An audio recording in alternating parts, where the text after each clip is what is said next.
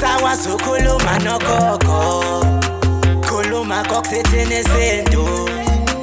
Amafahla bahlosile, bathi usokhuluza ukhokho bewe. Sakhuleka kunina abakhulu, hayi khona bogogo nomkhulu. Igama umfoka mbanje ithi sasimbiza ngonduna kanjaba. Hayi khona yasuke yahlala, impungu sihlebulela ulwazi. Izinto zaqala zakhanya nenkinga zaphela emphela njaba. Isizwe kithi siyakhala, sekhona nenyanga zamanga.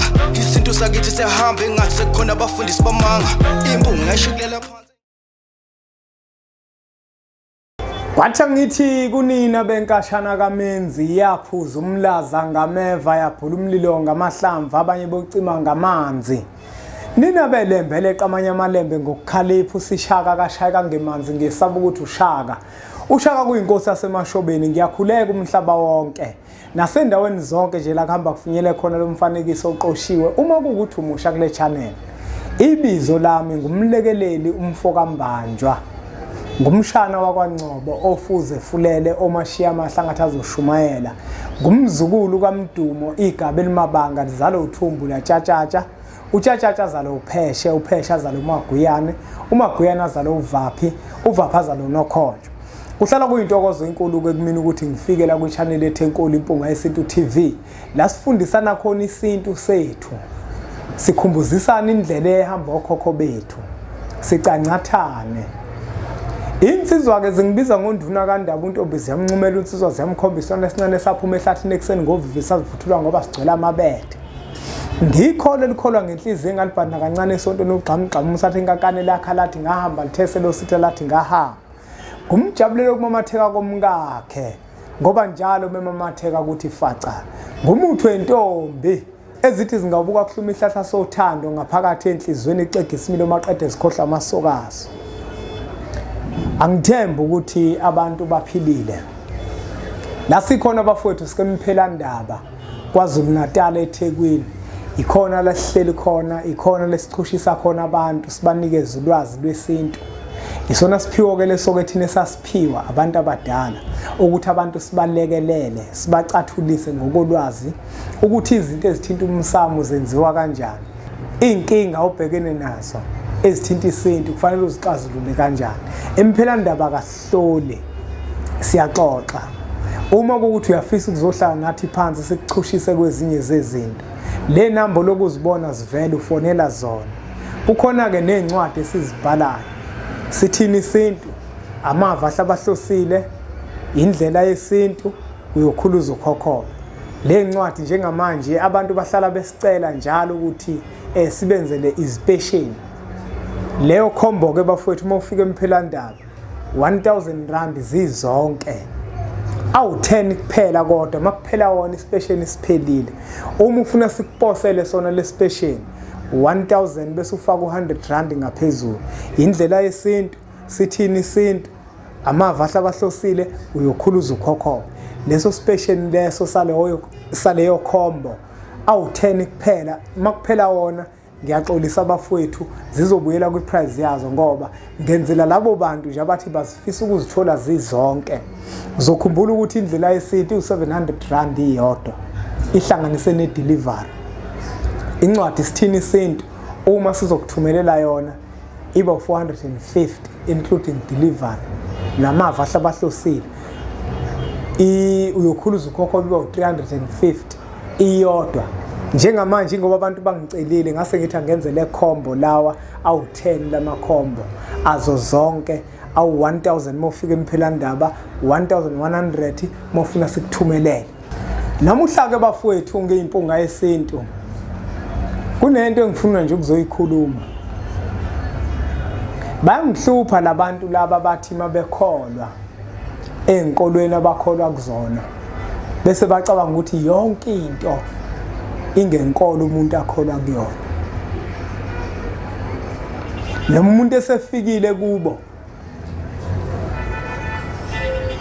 uvela khulume ngenkolo uma kuzokwenziwa into yakubo usekhuluma ngenkolo yonke into ufuna ibe inkolo le akholwa kuyona. Ngoba mfowethu okwasesontweni okwakini kini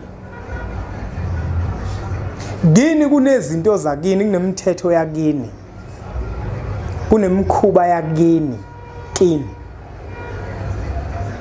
Yabona nje mina lapha le ngikhulele khona kaNgcobo, angeke nguthathe umthetho wasesontweni ngowufaka emsamo wakithi. Ayikho thina into esizothi emsamo siyenza ngendlela yenkolo, senza izinto ngendlela yesintu emsamo wakithi. Kithi thina sinamahubo akofuze, umhlaba wabantu uhlangene ezweni lenkosi, baye siyabamema, baye ezweni lenkosi, ezwi labelumbi thina siyobagwaza ngezikhali zethu, baye.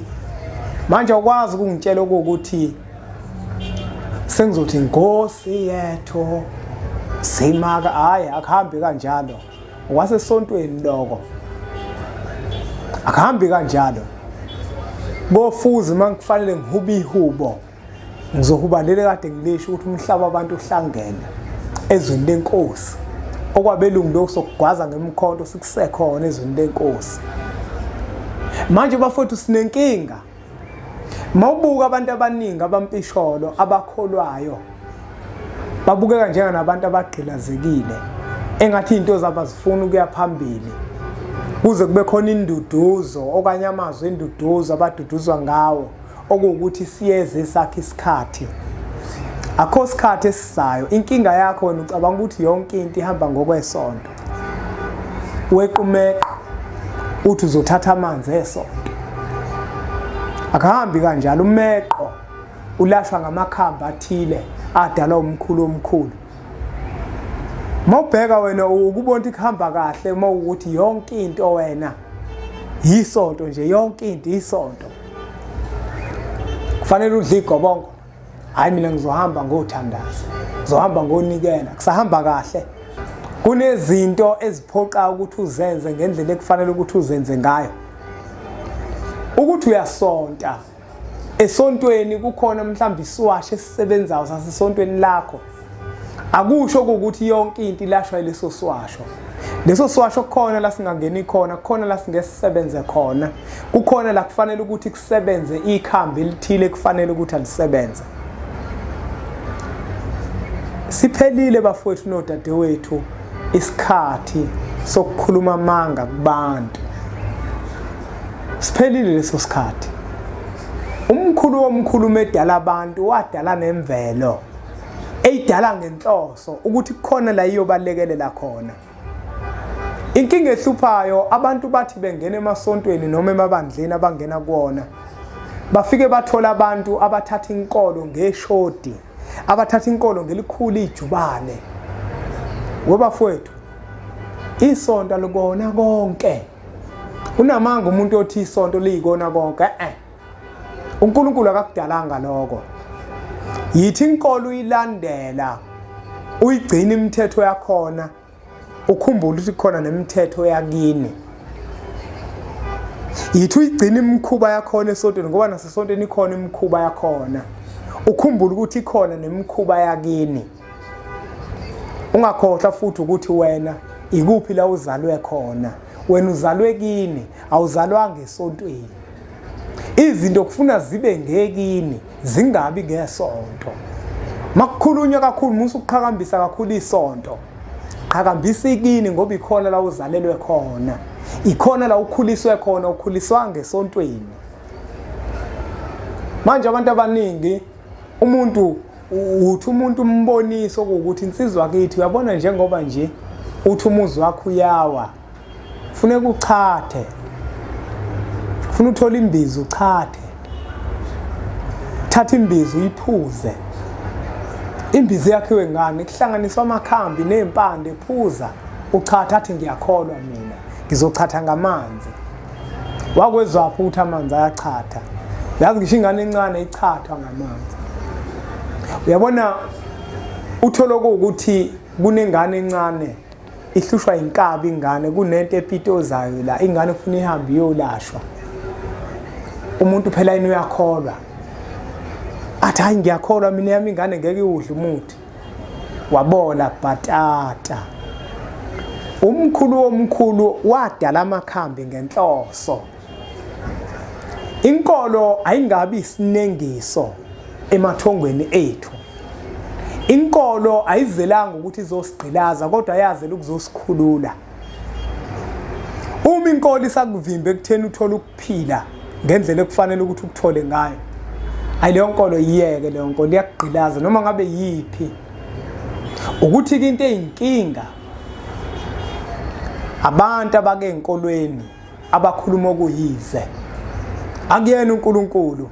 uNkulunkulu wadala yonke into. uNkulunkulu wasidalela imvelo yokuthi sikwazi ukuthi siphile. Kodwa thina abantu ngoba inkolo siyithatha ngeshoti siguqula yonke into eyimvelo sikhuluma okwethu. Yabona ngesikhathi sasendulo alikho isonto lalikhona ngesikhathi sasendulo. Omkhulu bethu akukho laba besonta khona kodwa babekholwa. Babeyigcina futhi imithetho kaNkulunkulu ngoba umkhulu omkhulu imithetho yakhe yile yesintu. Njengoba umkhulu omkhulu adala amakhambi nje wayewadalela thina. Into angayifuni umkhulu omkhulu guqula imvelo yakhe siyenze okwethu. Lokho ke kuphambene nenqubo mgomo kamkhulu omkhulu. Abantu abayeke ukuthi yonke into bacabanga ukuthi yonke into ihamba ngokwesonto. Makufanele ukuthi kini kukhutshwe ihubo lakini nenihubela sesontweni. Yekeni leyo nto yoniqhatha nokhokho benu. Amahubo asesontweni awasesontweni ufuna niwahube esontweni noma manithandaza phakathi kwegceke. Uma ukuthi nizothandaza nizokhuleka nizonxusa uNkulunkulu ungawahuba lawo mahubo. Kodwa makwenziwa imisebenzi yale ekhaya awukwazi ukuthi uzovala ihubo lakini uthi uzohuba lesonto. Ayikho leyo nto. Nomuntu futhi okhuluma leyo nto okwazi ukuthi ukufaka ehlathini. Awukwazi ukushintsha ihubo lakini elalihutshwa okhokho bakho, elalihutshwa omkhulu bakho bese uthi wena uzolichitha kanjalo usuzohuba amahubo asesontweni. Akuhambe kanjalo. Into yakini yasesontweni iphelele esontweni. Yekani bantu bakithi ukuthatha imithetho esontweni bese nizoguqula imithetho yasemakhaya. Akuba abantu abadala baguqula imithetho, hayi nina. Ngoba nina niziphethe niphethwe yibona abantu abadala. Nale miza kuyona eyene yaba abantu abadala. Abantu abanomthetho ibona abantu abadala. Awukwazi ke wena njenganengane uphile emhlabeni uthi uzoguqula imithetho ethile. Abantu abadala kufanele bayiguqule imithetho. Phakathi kwegceke lomuzi wakini ufuna uphile ngentando yamathonga kini. Uma kuwukuthi amathonga kini afuna ukubhodla ngempande ethile, afuna ubulawu, lobo bulawu lobo kufanele ukuthi ubenze. Ungathi inkolo kwasha kwacima kwavutha. Ngoba umsamo wakini awuphazamisi ngalutho izinto zasesontweni lakho. Manje nibona nje bafowethu amakhono kungathi agqilazekile. Ilento yokuthi anokuqina phakathi. Inkolo ayithatha kakhulu ngeqoma ithwale ngeqoma. Asiyekeke bafowethu ukuqina. Sazi ukuthi izinto nje zenziwa ngokwesonto. Hayi, asikuyeke lokho. Ukuqina nje akesime. Ake silungise izinto zasemakithi ngendlela okhokho bethu ababezilungisa ngayo ngoba iyona indlela okhokho bethu abayaziyo leyo. Hayi ukuthi thina sofese soshintsha konke. Makufanele egcekeni lakofuze sihuba ihubo lakhona asizula uhuba sekufuna sivula ihlabelelo. Ayikho leyo nto le. Ihlabelelo sisivula masizothandaza kuphela. Sicela kushembe ukuthi akabe khona kanye nathi asenzele konke lokho. Kodwa mase senze kwakofuze ihlabelelo sisibeke eceleni, umNazaretha asubeke eceleni. Sithathe inkamba sizibeke emsamo utshwala bukhihlike laphana amagwebu, sihlabe la sishisa impepho, senze okwasekhaya. Hayi kwasesontweni. Okwasekhaya ngoba senzela amathonga asekhaya. Hayi ukuthi utshwala ngizothi angisabugayi mina ngoba nginazaretha hayi akuhambi kanjalo. Omkhulu bami babephuza umdumo wayephuza utshwala nokhokhokazi wayephuza utshwala kufuna ngibagayele. Mhla kwafika bona bazongitshela ukuthi mfana masaphuzi utshwala sabufuni. So bese siyeke ukugaya ngoba abantu bale ekhaya basaphuza utshwala. Asiyeke-ke bafowethu ukuthatha inkolo siyithwale ngeqoma. Sazi ukuthi yonke into njengenkolo, yonke into njengenkolo. Makufanele uchathe nje unosachathi, usuyesaba ukuchatha. Ngona kwenu uyakholwa, ukholwa wena phela. Ukholwa kanjani ngoba phela manje umkhulu omkhulu yena wadala yonke lento yokuthi izokuphilisa. Hayi kulungile ngingageqa amagula ngoba ngemuke. La ngikhona ngikwaZulu Natal eThekwini imphelandaba. Ikhona la ufika khona sizohlala phansi sihlaziye kufanele sikuhlaziye sikuchushise la ufuna ukuchushiswa khona. Ikhona iyogathi yamadoda imbiza evuselela imizwa. Zikhona nencwadi esizibhalayo. Sithini isintu amava ahlabahlosile uyokhuluza ukhokhobe indlela yesintu ngithe zikwi-special 1000 emphelandaba zizonke 1100 mofuna sikuposele kodwa amakhomba awu10 kuphela makuphela wona zibuyela kwintengo yayo. Ngiyabonga kakhulu ngicela siqhubeke subscribe kwi-channel ethu enkulu Impunga Yesintu TV. Siwuthathe nomfanekiso oqoshiwe udlulisele kwabanye ngoba nakubona uzoba usizo olukhulu. Bese sithi nje impunga